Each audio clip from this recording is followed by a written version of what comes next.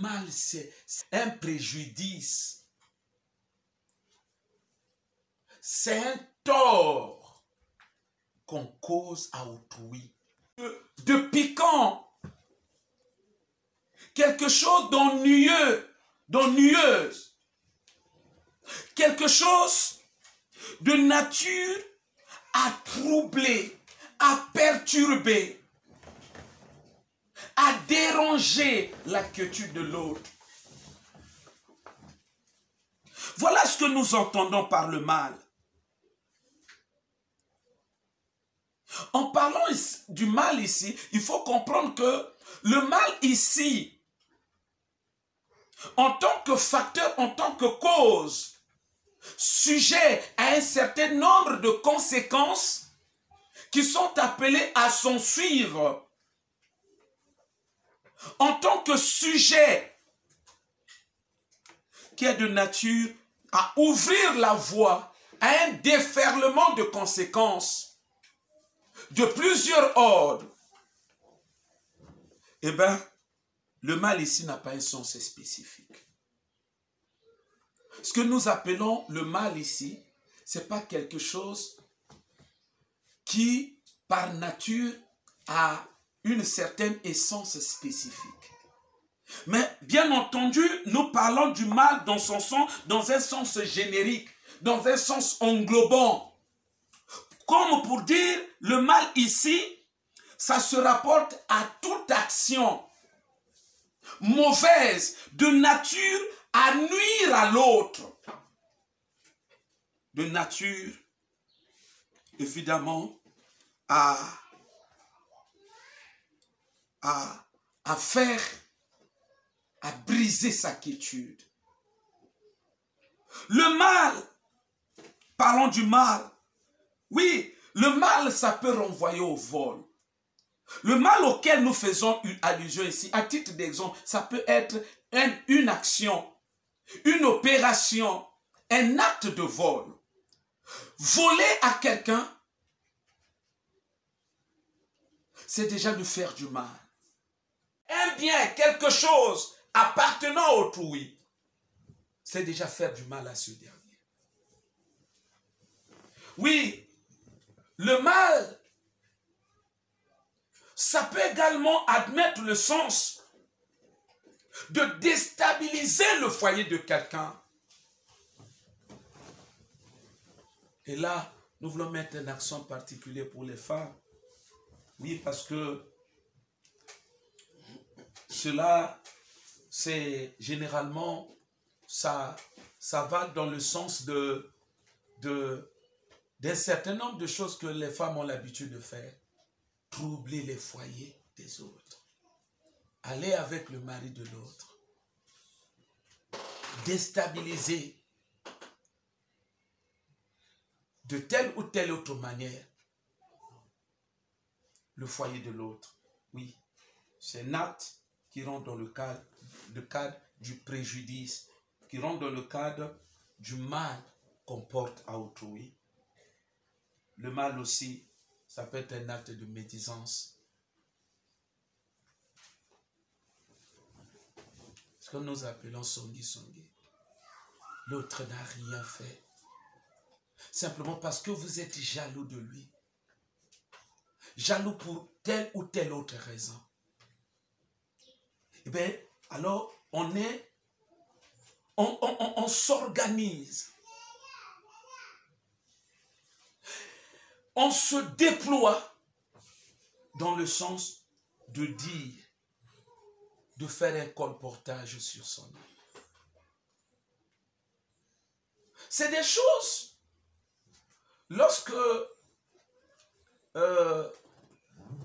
lorsqu'il arrive que quelqu'un se livre à ce genre de choses, souvent, c'est sans remords, c'est sans retenue, et quelquefois, sans culpabilité, simplement parce qu'on se dit qu'il n'y a rien de grave. Je veux simplement atteindre un but donné. Non, je le fais simplement parce que je veux que telle chose ne puisse pas l'arriver, qu'il ne se marie pas. On se dit parfois, Bon, je le fais juste pour atteindre ce but et après quoi, je vais m'arrêter. Oui, il nous arrive de minimiser le mal qu'on fait ou le tort qu'on cause à autrui. Mes frères, le mal, ça peut également se définir comme le fait de taper quelqu'un injustement. Ou encore de l'emprisonner, mais injustement. Parler du mal de l'autre injustement. Accuser injustement quelqu'un. Il n'a rien fait, il est innocent, quelqu'un qui est innocent. Mais on se permet à dire des choses de nature à le blesser, des choses vexantes sur son nom. C'est un acte, c'est une façon aussi de faire du mal à quelqu'un. Il se pourrait que dans cette liste qui n'est pas exhaustive, bien entendu, il se pourrait que qu'il y ait des choses dans lesquelles tu te retrouves. Il se pourrait que par le passé, que tu te retrouves à avoir fait un certain nombre de choses que nous avons ici énumérées. Mes frères, c'est vrai que nous, on peut minimiser le mal. On peut le minimiser. Après avoir fait du mal à quelqu'un, on peut le minimiser. On peut stimuler, on peut doper notre conscience de manière à ce qu'elle ne soit pas culpabilisée, elle ne soit pas frappée, qu'elle n'éprouve pas des remords par rapport à la nature de l'acte qu'on a posé vis-à-vis d'autrui. On peut le minimiser. Du reste, ça fait partie de nos habitudes. Après avoir fait du mal, après avoir porté préjudice à quelqu'un. Pourquoi il arrive que beaucoup, dans ce genre de situation, n'osent pas avoir ce courage et même cette souplesse de se répandre dans une sorte d'action de repentance. Qu'est-ce qui fait que, après que les uns ou les autres se soient comportés de manière à poser, qu'est-ce qui fait que beaucoup, et alors beaucoup, ne puissent pas avoir des cœurs repentants, des cœurs pénitents. Mais c'est simplement parce que cela va dans le sens où ça s'interprète dans un sens où la personne ne s'est pas laissé pénétrer, n'a pas évalué à sa juste valeur la nature du mal qu'on a causé à autrui. Évidemment, c'est parce que beaucoup minimisent le mal qu'ils auront fait à autrui. Mais écoutez-moi, Église, écoutez-moi, chers frères et sœurs. Retenez ceci. C'est vrai que non, on peut, par souci d'ego, on peut minimiser le mal. Mais retenez que le mal, quel qu'il soit, quelle que soit sa taille, quelle que soit sa nature, le mal aux yeux de Dieu, il ne reste jamais et ne restera jamais impuni. Pénétrez, allez au fin fond de votre cœur. Amen. Que cette phrase constitue un des repères, un des points cardinaux pour guider, pour, si vous voulez, pour mesurer, pour vous canaliser dans le cadre de mener vos actions. Ça peut être des actions tout comme des réactions. C'est-à-dire, faites tout avec, à la base, une pensée en tête comme quoi, si dans ce que je fais, ou je m'en vais faire, si c'est un acte qui porte les germes du mal, c'est-à-dire un acte fondé sur le mal, si dans ce que je m'en vais faire, si ça renferme les grains du mal, mettez-vous en tête, cet acte ne restera jamais impuni. Jamais. Ce sont des choses, pourtant, la Bible nous en parle grandement. Ce sont des choses au sujet desquelles la Bible nous donne avec beaucoup d'accent, nous avertit avec beaucoup d'accent. Mais malheureusement, des choses qui ne sont pas bien comprises par l'Église actuelle. La Bible déclare, l'âme qui pêche, c'est celle qui mourra. Quiconque se livre au mal, qui s'attend à livrer, à placer sa vie sous l'emprise ou sous le règne, sous, n'est-ce pas, le commandement, sous la coupe de la mort. La mort, c'est une dispensation dans ce sens-là. La mort, c'est le symbole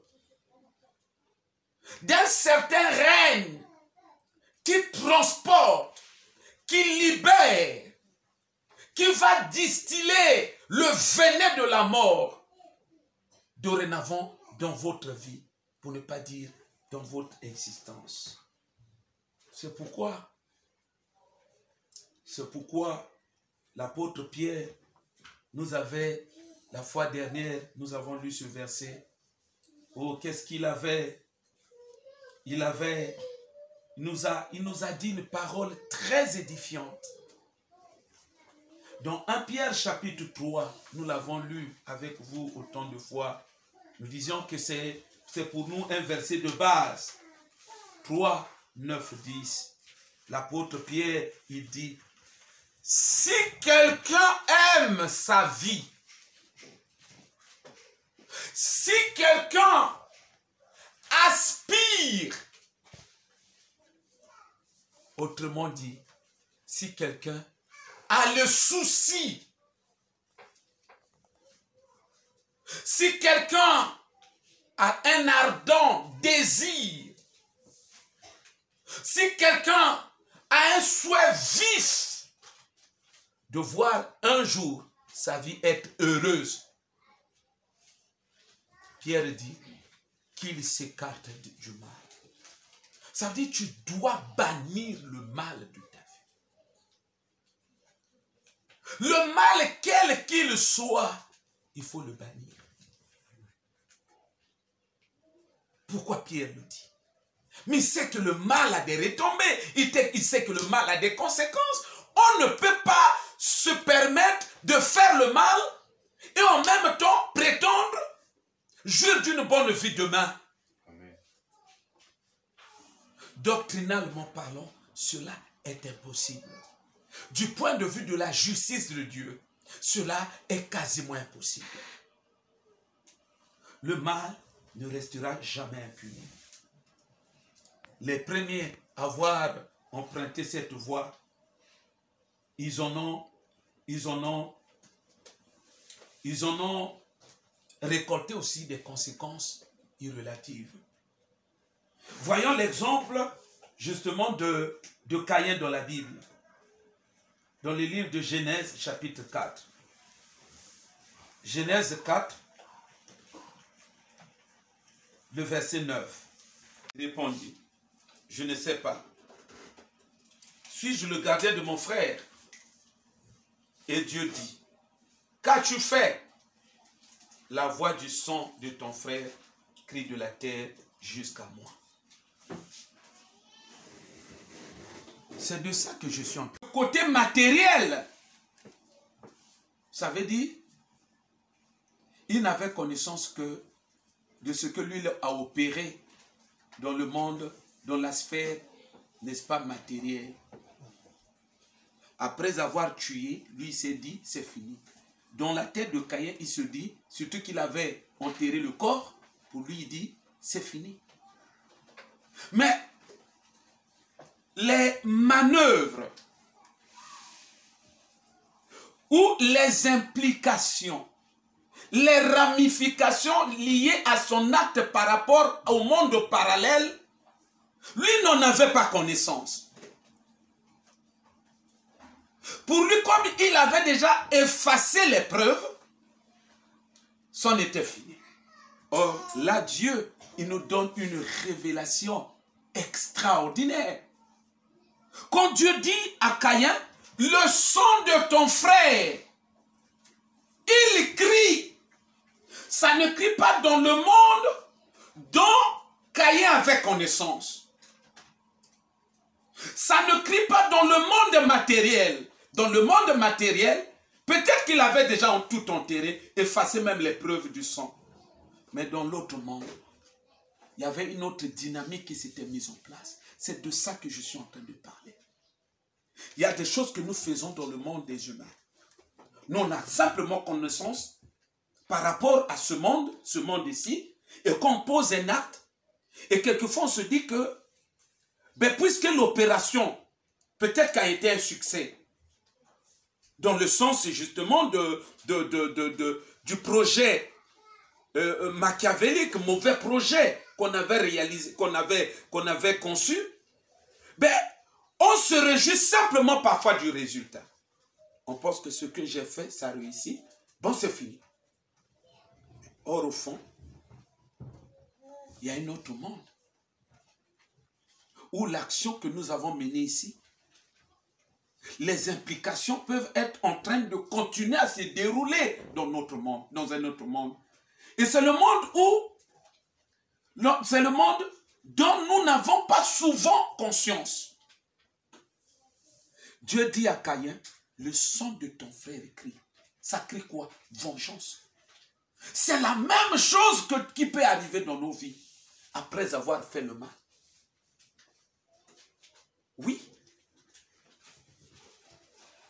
Il peut y avoir une voix dans le monde parallèle, dans le monde de Dieu, qui crie vengeance contre nous. C'est en ce que Dieu va donner à la sentence que Dieu va prononcer sur Caïn. Maintenant, tu seras maudit de la terre qui a ouvert sa bouche pour recevoir de ta main le sang de ton frère. 12. Quand tu cultiveras le sol, il ne te donnera plus sa richesse. Tu seras errant et vagabond sur la terre. Les choses sont claires. Ça ne nécessite pas autant d'explications.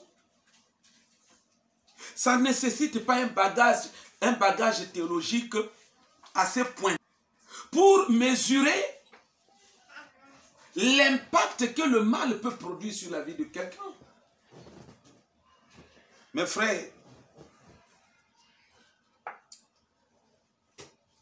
au regard de l'histoire que nous venons de lire, oui, tu es sans ignorer qu'on parle de Caïn. Caïn, c'est quelqu'un, un personnage dans la Bible,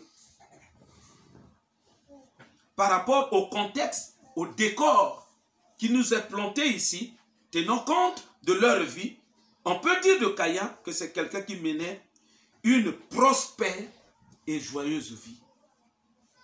C'est-à-dire, il menait une vie heureuse. Il ne manquait de rien. Il était prospère.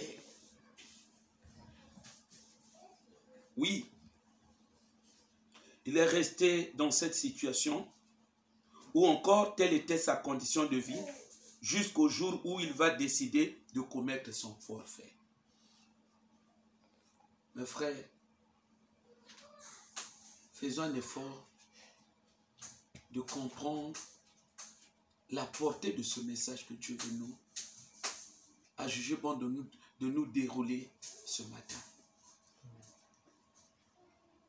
Je crois que si nous pouvons capitaliser la portée de ce message, la raison pour laquelle Dieu nous donne d'écouter ce message, je crois que ça va mettre en sécurité nos vies. Parce que le mal, le problème avec nous, c'est quoi? Suffisamment enseigné sur l'impact, le pouvoir que le mal regorge. Voilà pourquoi quand nous faisons le mal, je vous disais la fois dernière qu'il ne faut pas concevoir le mal suivant seulement l'approche intellectuelle. Il ne faut pas définir le mal simplement sur la base d'une parole. Comme quoi c'est simplement une parole, comme quoi c'est simplement un acte. Le mal a une portée bien supérieure. Le mal a une portée invisible. Le mal a une autre signification profonde. Tu ne peux pas imaginer ce que le mal est capable de faire dans la vie de quelqu'un. N'allons pas loin. Si aujourd'hui l'univers est tel qu'il est présentement, si aujourd'hui la vie des hommes est si difficile, si aujourd'hui l'homme pour manger, la situation elle est difficile, chaotique, si aujourd'hui une femme pour mettre au monde est soumise à une gymnastique dont on n'a pas les mots, mais c'est à cause de quoi? Remontons simplement la courbe de l'histoire de l'humanité. Qu'est-ce qui en est la cause? Qu'est-ce qui en est là-bas, n'est-ce pas, à l'origine? Quelle est l'origine de cette situation? À quoi cela est suspendu? La réponse est claire. C'est à cause du péché originel. Il y a un mal qui a été fait. Et ce principe, ou encore cette doctrine n'a pas changé. De la même manière, les premiers ont fait le mal. Ça nous a coûté toutes les conséquences que nous subissons aujourd'hui. Calmez-vous mes frères. Chacun de nous peut encore enfoncer de plus belle sa vie. On continue à faire le mal. Ça veut dire le mal a une telle pesanteur, telle que si vous le commettez aujourd'hui, il est capable de continuer à vous enfoncer. Ça veut dire, si le poids du mal d'Adam et Ève t'a enfoncé jusqu'à te laisser à un niveau donné, le mal que tu fais personnellement, les mots que tu vas faire, continuer à faire dans ta vie, ça peut t'enfoncer de plus belle. Il faut en être conscient. Sinon, tu vas courir le risque d'avoir une mauvaise compréhension, interprétation, appréhension des vraies causes de ta souffrance. Tu seras tenté de penser que si je souffre, c'est parce qu'on m'a ensorcelé, c'est parce que le diable m'a lié, c'est parce que les démons m'ont lié, alors que quelquefois tu peux souffrir à cause simplement de ce que tu auras fait, du tort que tu as causé à autrui.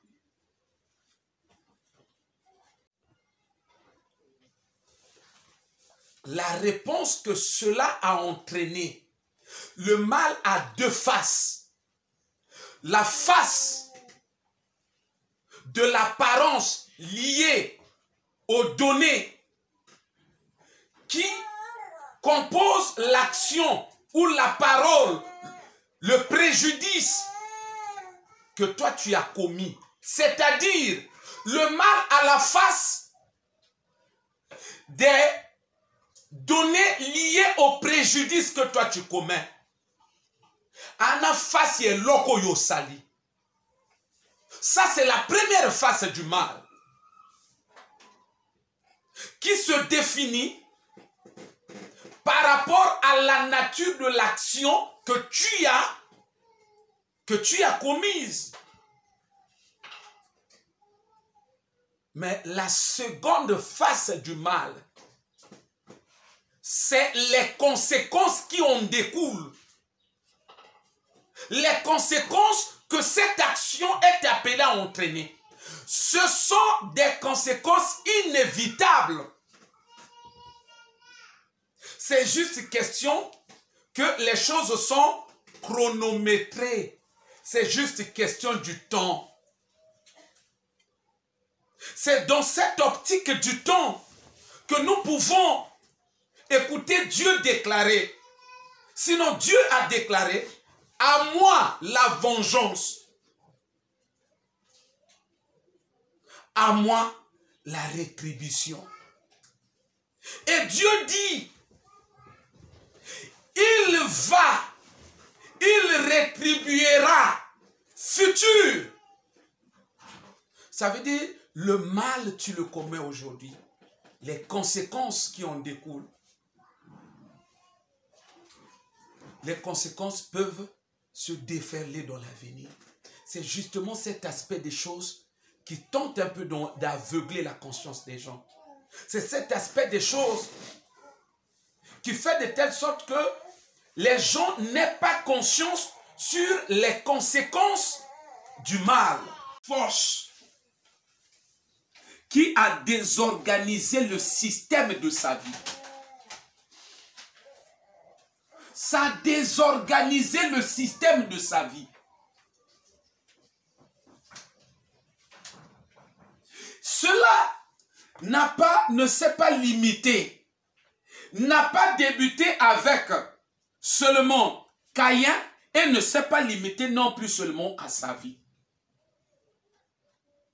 C'est quelque chose, même dans la perspective historique, nous voyons que cela est arrivé au premier couple. Voyons le contexte de l'environnement ou l'environnement dans lequel le premier couple il a vécu. C'est un couple qui a vécu dans le bonheur parfait, dans la béatitude, bonheur parfait, harmonie parfaite. Le premier homme, il a parlé avec les animaux. Ils se comprenaient.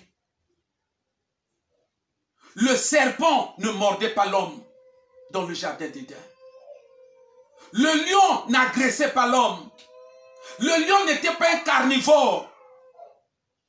Il y avait un système de vie, d'harmonie totale entre l'homme et la femme et entre l'homme et son environnement. Tout était parfait. C'est quand il y a eu le premier péché, ça a désorganisé tout le système. On peut dire même génétique des êtres vivants, de l'environnement. Parce que c'est à partir du premier péché que l'homme maintenant va développer, j'allais dire, certains êtres, certains animaux ont développé le goût du sang de la chair humaine. C'est-à-dire qu'ils ont vu comme une force faire naître en eux certains goûts inhabituels. Une désorganisation, j'allais dire une désorganisation de leur système organique. Tout cela à cause d'un seul péché. Le pouvoir du péché qui a été commis, ça a tout désorganisé. Les êtres animaux, entre eux, ils se voyaient maintenant dans une situation, les uns, ils voulaient bouffer les autres. Même chose entre les animaux et l'homme. Et même chose aussi entre l'homme et la femme. Vous voyez jusqu'à quel point le mal est capable de tout désorganiser. Oui, dans le contexte d'Adam et Ève, cela est arrivé. Dans le contexte, n'est-ce pas, de Caïn aussi, cela est arrivé dans sa vie. Parce que c'est quelqu'un, il était un bon cultivateur. Tout ce qu'il faisait, ça prospérait. Mais quand il y a eu le péché, Dieu lui dit, il le prévient. D'aucuns vont dire, parce que Dieu l'a maudit. Non! C'est des choses qui sont réglées automatiquement selon la justice de Dieu. Parce que c'est des choses qui vont dans le sens peut-être pas de la mise en œuvre, mais de l'application de la loi des semailles établie par Dieu. Les actes, ce sont des semences que l'homme est en train de s'aimer dans le cadre de sa vie et qui finiront par pousser un jour. Mais comme ce sont des semences du mal, ça finirait également par produire en lui le mal. Comme ce sont des semences de pleurs, il a fait pleurer l'autre, c'est ainsi qu'un jour il verra des événements arriver qui le feront également pleurer. Dans l'avenir. Oui. C'est pour dire, il y a beaucoup de gens qui sont en train de souffrir aujourd'hui. À première vue, on peut penser qu'ils souffrent innocemment. Je vous l'ai toujours dit, il n'y a personne qui souffre innocemment. On peut vérifier cela avec vous dans la Bible. Le malheur ne sort pas de la poussière comme une herbe sauvage. Voilà ce que lui est en train de dire. Et la souffrance ne germe pas du sol. Comme pour dire, ce ne sont pas des choses qui arrivent gratuitement. Il y a forcément une cause. Pourquoi le malheur, la souffrance de certaines personnes a tendance à s'enliser, à pousser définitivement des racines? Mais c'est parce que beaucoup de gens n'ont pas cette lucidité de savoir qu'ils souffrent parce qu'il y a une cause, et ils n'ont pas non plus cette lucidité, cette façon de voir les choses qui consiste à chercher à détruire les racines de leur, ou les causes de leur souffrance. Job dit personne ne souffre innocemment. Il y a forcément une cause. Et c'est ce que je suis en train de dire. Il y a beaucoup de gens, comme vous les voyez dans la vie, dans leur vie. Parfois, ce sont des travailleurs, mais incapables de relier les deux bouts du mois. Il y a des gens, vous les voyez. C'est vrai, c'est comme un papa. Une fois après m'avoir suivi à l'émission, il m'a appelé. Il dit, papa, vous ne pouvez pas imaginer le degré de douleur qui est en train de me dévorer. Il dit, j'ai mis au monde, j'ai fait 10 enfants. Et peut-être 8 filles. Mais aucun de mes enfants n'a réussi. Aucun. Les femmes, les filles sont non mariées. Les garçons sont toujours là à la traite. Personne n'a réussi. Ces choses-ci n'arrivent pas au hasard. Il n'y a rien, et absolument rien, qui n'arrive au hasard à la vie de quelqu'un. Ne soyez pas des rêveurs. La vie que nous menons sur la terre est si précieuse pour que nous vivions à la manière de chercher à la gâcher. Nous devons chercher à profiter aussi de cette vie. Elle nous est précieuse. Il faut simplement s'intéresser au pourquoi de ta souffrance. Jérémie s'était posé cette question. Pourquoi ma souffrance est-elle continuelle? Une façon pour Jérémie de poser le problème de fond. Une façon de Jérémie comme pour dire, je ne souffre pas pour rien, il y a une cause. C'est vrai qu'aujourd'hui, de par ta façon de faire des choses, tes agissements, tes attitudes, tu ne réalises pas véritablement ce que tu es en train de faire. Le mal que tu fais. Tu ne sembles pas avoir la capacité de mettre en perspective la nature de tes actions en termes de préjudice que vous causez autrui et ce que ce préjudice est capable de produire un jour dans ta vie. C'est cette action, cette capacité-là peut-être qu'il te manque. Mais combien même tu peux manquer de cette capacité-là, rassure-toi. S'il y a un quelconque mal que vous faites à autrui, ce péché-là, ça va t'atteindre. Dieu a dit à Caïn, désormais la terre ne te donnera plus rien. Ce n'est pas qu'il a maudit. Dieu est dans la pédagogie. Il veut simplement nous révéler, mettre en exergue ce qui va finalement survenir dans la vie de Caïn par rapport à ce qu'il a fait. C'est tout.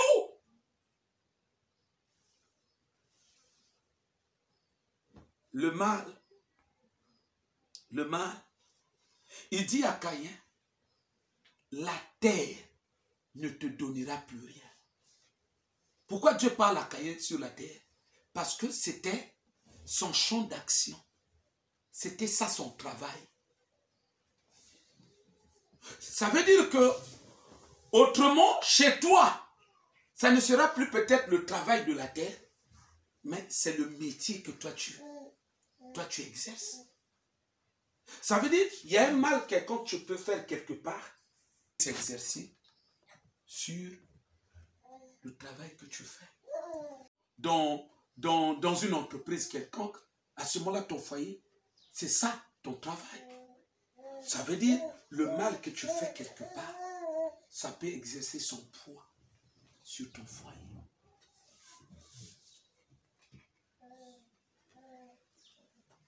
Dieu dit à Caïn, tu seras errant, vagabond. C'est ce que je essaie de vous faire comprendre ici. À cause du mal, tu peux mourir locataire. Des mal quelconque que tu as fait. Sinon, tu peux devenir aussi vagabond. Dans le sens où, partout où tu iras louer, tu n'auras pas de moyens pour payer la maison de tout. Et en conséquence, partout où tu iras louer, on va commencer toujours à te chasser. Aujourd'hui, tu habites tel quartier. On te chasse ici, dans cette maison. On va louer ailleurs. Là, après, on te chasse. On te va louer ailleurs. Et ça peut devenir la vie de quelqu'un. Et les gens peuvent penser que c'est le type de vie que Dieu lui avait destiné à la création. Non. Ça veut dire, par là, vous-même, vous pouvez comprendre, c'est que le mal a un pouvoir de dévier les destinées. Amen. Dieu peut t'avoir préparé pour que tu sois ministre. Mais à cause d'un mal quelconque, tu peux te retrouver un va-ni-puits. Tu peux te retrouver quelqu'un de, c'est pas moi, de sans valeur. Quelqu'un qui se retrouve au bas de l'échelle. Ce n'est pas que c'est Dieu qui l'aura voulu, mais c'est toi-même. Et ce n'est pas pour rien que le diable incite les gens à commettre le mal. Le diable maîtrise ces choses.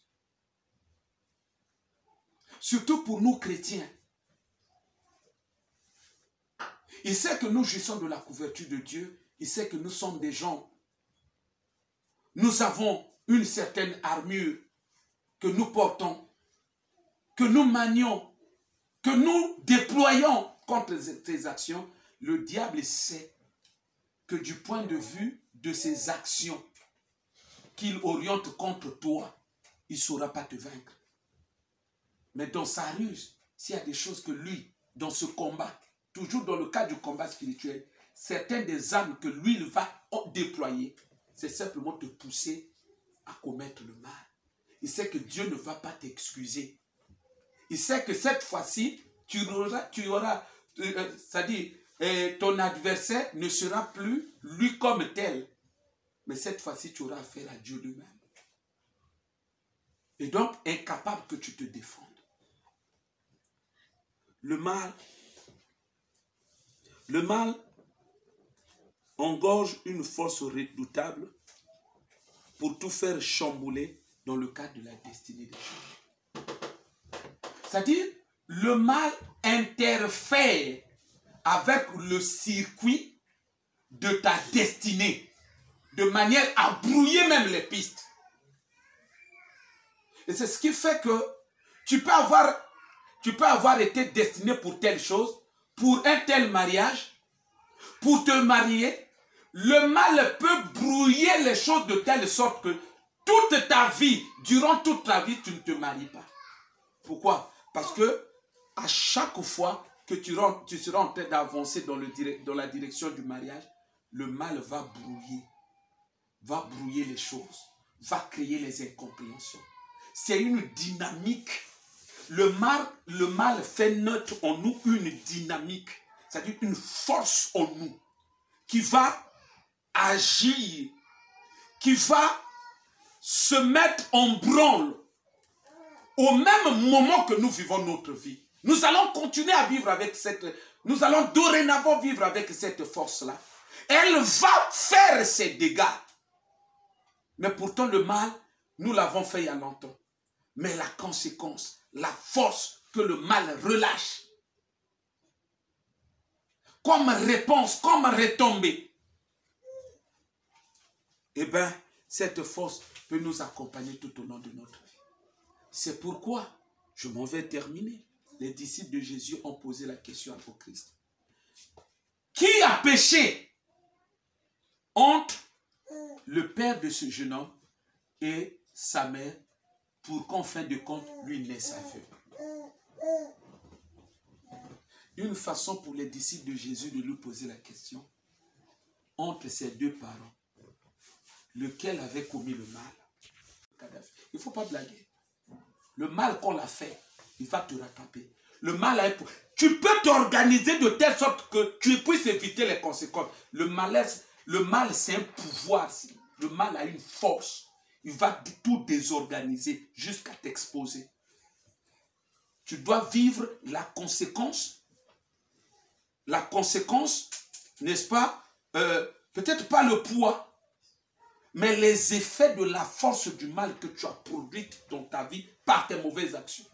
Chaque fois que tu fais, il y a une force que tu es en train d'alimenter en toi. Et ça va tout faire chambouler pour que les effets, la forme de cette force-là puisse se matérialiser en toi. Vous voyez de quelle mort Kadhafi est mort? Vous voyez de quelle mort Saddam Hussein est mort? Vous voyez dans quelle situation se retrouvent aujourd'hui les Blaise Compaoré? Vous voyez dans quelles conditions Mobutu est mort? On ne blague pas avec le mal. Il ne faut pas blaguer avec le mal. Le mal finit par rattraper. Même certains dans notre pays, ils ont été tous tout puissants dans ce pays. Aujourd'hui, ils se retrouvent, ils sont en prison. Comme des bons arrières. C'est ça le mal. Il ne faut jamais faire le mal. Jamais! Jamais. Ça va toujours te rattraper. Ça va toujours te faire pleurer. Ce que ça produit à l'autre, ça produira la même chose, le même effet. Peut-être que chez toi, ça sera même amplifié. Oui, mais le même effet. Si lui, il avait pleuré, tu pleureras. Jésus nous l'a enseigné. Quand Pierre a coupé l'oreille de Malchus, Jésus il a dit à Pierre, remets ton épée dans son fourreau. Tu ne sais pas, celui qui tue par l'épée mourra par l'épée. Il ne faut pas blaguer avec le mal. Le mal, ça revient toujours. Il y a des choses que tu peux faire dans le foyer de l'autre. Après, tu n'as plus connaissance de ces choses. Mais rassure-toi, comme tu as sémé cela dans le foyer de l'autre, ça va pousser dans ton foyer. Tu as sémé cela dans le cœur de l'autre. D'une manière comme d'une autre, ça viendra pousser aussi dans ton foyer, dans ton cœur. Évitons le mal. Pierre l'a dit, évitons le mal. Si tu as le souci de ta vie, tu ne veux pas que tu puisses vivre malheureux. Pierre dit, il faut éviter le mal. On va s'incliner dans la prière.